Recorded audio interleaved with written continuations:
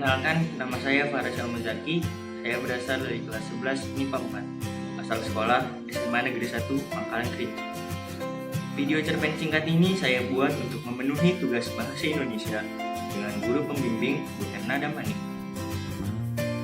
Cerpen singkat ini berjudul Gunung Tangkuban Perahu. Pada zaman dahulu, hiduplah seorang perempuan cantik bernama Dayang Sumbi. Ia memiliki seorang anak laki-laki yang diberi nama Sangkuriang. Keduanya tinggal di sebuah rumah bersama dengan seekor anjing yang setia selalu menjaga ibu dan anak tersebut. Tak ada yang tahu bahwa Dayang Sumbi sebenarnya adalah seorang dewi dari Kayangan, dan anjing bernama Tumang tersebut adalah suaminya. Dayang Sumbi dan Tumang dikutuk oleh dewa karena sebuah kesalahan. Mereka harus turun ke bumi dan tinggal sebagai seorang manusia dan seekor anjing. Keduanya menerima dan menjalani hukuman tersebut dengan lapang dada. Sangkuriang muda sangat gemar berburu. Saat berburu, ia selalu ditemani oleh Tumang. Mereka berdua sangat cekatan dalam memburu mangsa. Tumang mengejar mangsa, babi hutan, atau kelinci hingga mereka tersebut. Lalu Sangkuriang pun menembaknya. Hampir setiap selesai berburu, keduanya membawa banyak hewan dimakan ataupun dijual. Namun pada suatu hari, Sangkuriang pergi berburu lagi dengan Tumang. Anak muda itu melihat seekor kijang dan ingin membunuhnya. Ia memberi perintah kepada Tumang untuk menyergap kijang tersebut lalu mengejarnya. Setelah mengendap-endap agar tak ketahuan, Tumang segera mengejar mangsanya. Namun ternyata kijang itu berlari sangat cepat, jauh lebih cepat daripada kijang lain yang pernah mereka buru. Sangkuriang yang ikut mengejar dari belakang terengah-engah tak bisa nafas. Kijang itu melesat bagaikan anak panah dan anjing tersebut tak mampu mengejarnya. Air sungai pun membuat penciuman melemah. Ia tak dapat mengendus jejak kijang itu untuk mengetahui ke arah mana hewan itu berlari. Betapa marahnya Sangkuriang. Ia sangat menginginkan kijang itu, dan mereka sudah berlari demikian jauh untuk mengejarnya. Dengan marah, diambilnya sebuah batu dari pinggir sungai dan dilemparkannya ke arah Tumang. Batu tersebut tepat mengenai kepalanya dan membuatnya tersungkur. Sangkuriang terkejut dengan apa yang baru saja dilakukannya. Segera dipeluknya Tumang yang tak bergerak lagi. Kepala anjing tersebut penuh dengan darah, matanya terpejam dan napasnya mulai tak terdengar sayang sekali. Darah di kepala Tumang begitu banyak hingga akhirnya anjing itu menghembuskan nafas terakhirnya. Sangkuriang menangis sedih. Dia menyesali perbuatannya, namun masih telah menjadi gugur. Anjing kesayangannya telah mati. Sangkuriang menangis cukup lama sebelum akhirnya dia menguburkan Tumang. Setelah selesai, ia berjalan pulang dengan lunglai. Hatinya sangat pilu. Sesampainya di rumah, ia menceritakan apa yang terjadi pada ibunya, Dayang Sumbi, yang terperanjat atas kematian Tumang. Langsung melampiaskan kemarahannya pada Sangkuriang. Ia mengambil sendok kayu yang biasa digunakan untuk menanak laci, lalu dipukulkannya sendok itu ke kepala Sangkuriang dan mengenai dahinya. Dayang Sumbi mengusir anaknya dengan penuh kemurkaan.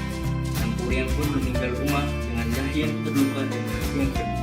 Ia berjalan tak tentu arah, menuju kemana saja kakinya melangkah, berkelana dari satu daerah ke daerah lain. Bertahun-tahun Sangkuriang berkelana, dan dari perjalanan tersebut ia mencoba banyak ilmu dari satu perguruan ke perguruan lain. Selain seorang pemuda yang cerdas, ia pun anak seorang dewi, sehingga ia dengan mudah mendapatkan kesaktian dari berbagai perguruan. Semakin hari, kesaktiannya bertambah kuat, dan Sangkuriang menggunakannya untuk membantu orang-orang yang kesulitan. Hingga suatu hari, Sangkuriang sampai di sebuah desa. Sebenarnya desa itu adalah desa kelahirannya, namun Sangkuriang tak mengenali karena ada begitu banyak perubahan. Selain itu, luka di kepalanya saat dipukul ibunya dulu, serta rasa tertekannya akibat kematian Tumang dan pengusiran Dayang Sumbi membuatnya melupakan masa kecilnya. Ketika beristirahat sejenak di sebuah kedai minum, Sangkuriang melihat sosok seorang wanita. Ia terpana akan kecantikan dan berniat untuk menikahi wanita itu. Sangkuriang tak tahu bahwa wanita itu adalah Dayang Sumbi. Oleh karena Dayang Sumbi adalah keturunan dewa, sehingga ia tak bisa menua.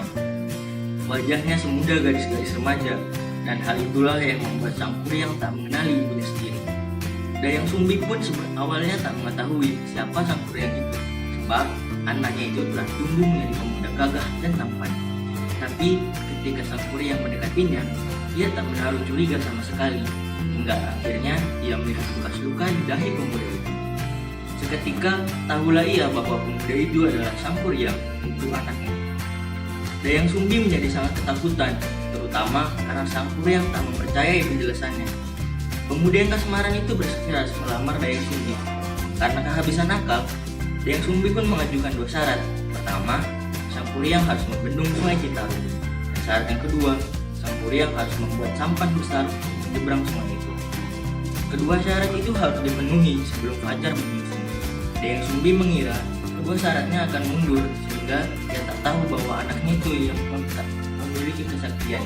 Dengan cepat, sang Kuryang menyanggupi permintaan tak masuk akal tersebut. Malam itu sang Kuryang melakukan tapa, mengumpulkan kesaktian dan mengarahkan makhluk-makhluk gaib untuk membantu menyelesaikan pekerjaan membening sungai.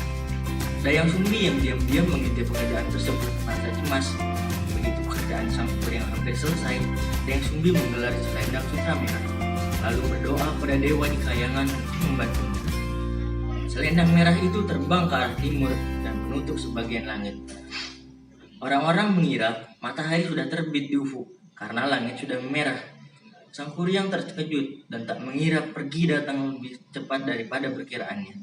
Ia pun segera mengetahui hal tersebut adalah ulah Dayang Sumbi yang tak ingin menikah dengannya. Karena patah hati, sang Kuryang menjadi marah.